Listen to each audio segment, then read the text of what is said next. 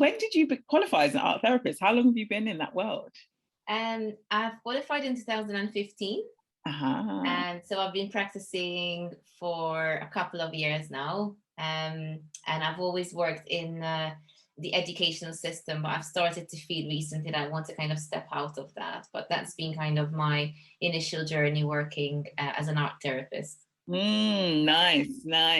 And so, and you mentioned like had wanted to step out of that. Like, where did you get with that journey before like we had met? Like, what ideas had you started? Like, where were you? Because I know you'd started doing a few things. Yeah, so it's always been at the back of my mind that I wanted to shift into something else, but I wasn't really quite sure. So I was kind of, there was a time when I was interested in nature therapy first. I started to kind of expand myself. I was like, I want to be more fluid, more flexible. So I started to read about different types of therapies and maybe work. What was it then that really made you leap from being really curious and excited about the potential to actually being like, okay, I'm going to allow myself to be supported on this journey and learn? Like, what was that decision for you about? Why was it like, not, I'll just go off and do it myself, or like, I'll get that support?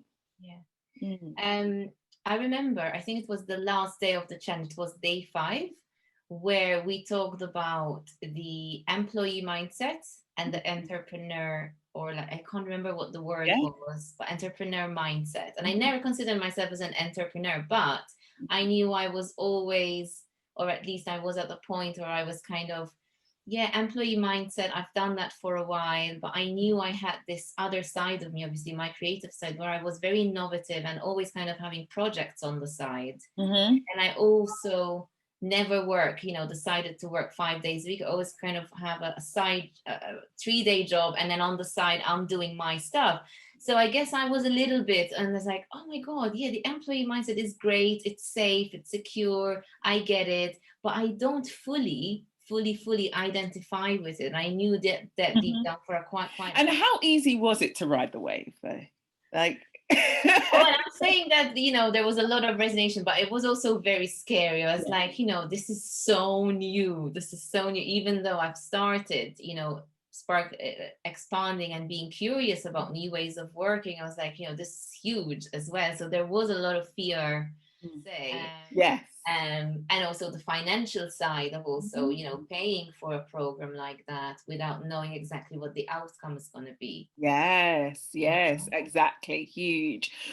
How did you help yourself move forward with that? Because like there is no idea on what the outcome is going to be, but you're like, okay, like I'm going to just kind of go with it. Like what helped you, if anything, in terms of mindset of like just going for it? I think what kept me going is the strong resignation I had during the challenge.